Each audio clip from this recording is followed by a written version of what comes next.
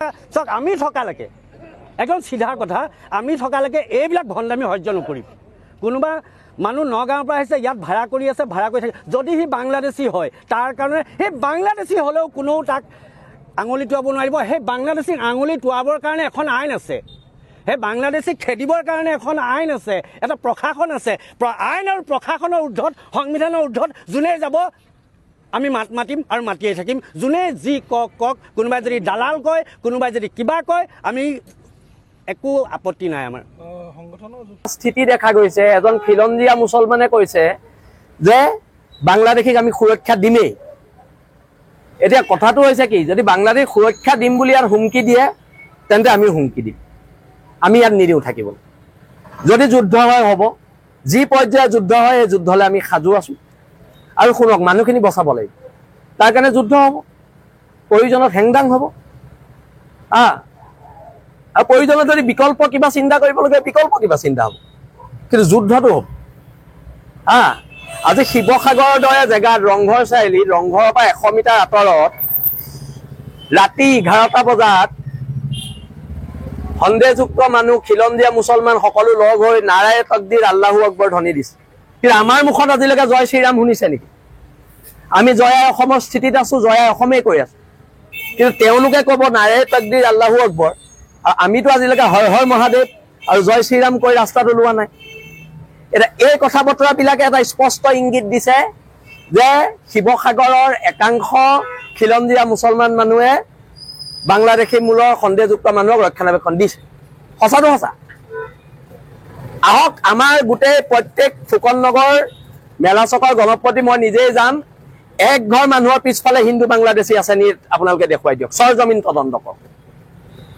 সৰজমিন তদন্ত কৰক আপোনালোকে যেতিয়ালৈকে আমি হিন্দু বাংলাদেশী বিৰোধ কৰি আছিলো মাৰোৱাৰী মানুহৰ বিৰোধ কৰি আছিলো বেংগলী মানুহৰ বিৰোধ কৰি আছিলো বিহাৰী মানুহৰ বিৰোধ কৰি আছিলো তেতিয়ালৈকে আমি জাতীয়তাবাদী আৰু যোনদিনাই আমি মুছলমান বাংলাদেশী বিৰোধ কৰিলো আমি সেইদিনা সাম্প্ৰদায়িক এইবোৰ কথাবোৰ নচলিব একদম স্পষ্ট কৰিছো যদি শিৱসাগৰ জ্বলে জ্বলিব কি ভয় খাই আছো নি কাবালে সিহঁতি জ্বলাব আমি কি হাতত খাৰু পিন্ধি আছো জ্বলিব শিৱসাগৰ জ্বলিব মই কৈ দিলো ভয় খাবলৈ নাই যদি পুলিচে এৰেষ্ট কৰে আজিয়ে এৰেষ্ট কৰি জেলত ভৰাই দিওঁ ইয়াত বিজেপি কংগ্ৰেছৰ কথা নাই আমি ৰাজনীতিৰ ঊৰ্ধত থকা মানুহ বিজেপি কংগ্ৰেছৰ ইয়াত কথা নাই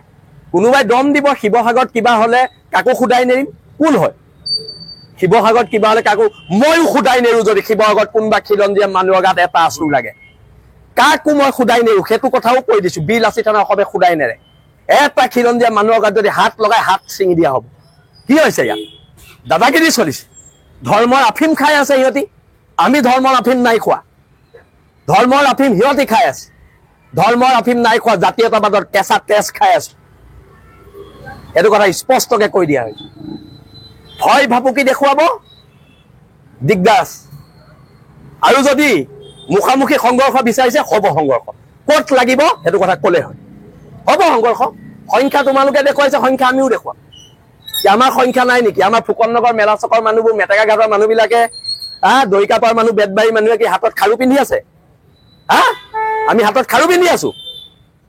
ইয়াত বাংলাদেশী সুৰক্ষা দিম বুলি শিৱসাগৰত ক'ব এতিয়া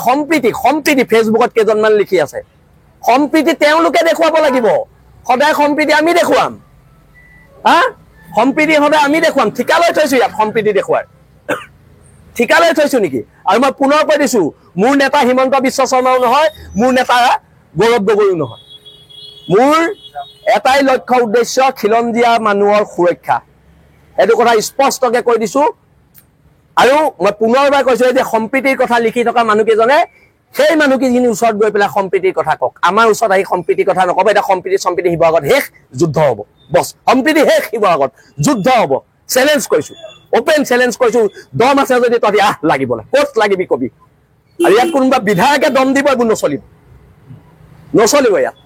কাৰো কথা নচলিব সম্প্ৰীতি শেষ আৰু সম্প্ৰীতিৰ কথা ইয়াত কোনোবাই ক'ব বিনষ্ট কৰিছে তকদিৰ আল্লাহু আকবৰ ধ্বনি দিয়া কেইটা সম্প্ৰীতিৰ কথা ক'বলৈ কওঁ আমাক নহয় আমি জয় শ্ৰীৰাম কোৱা নাই আৰু নকওঁ আমি জয় অসমেই কওঁ সেইবিলাক মই নাজানো সম্প্ৰীতি শেষ কিহৰ সম্প্ৰীতি সদায় সম্প্ৰীতিৰ নামত বাংলাদেশী ভৰাব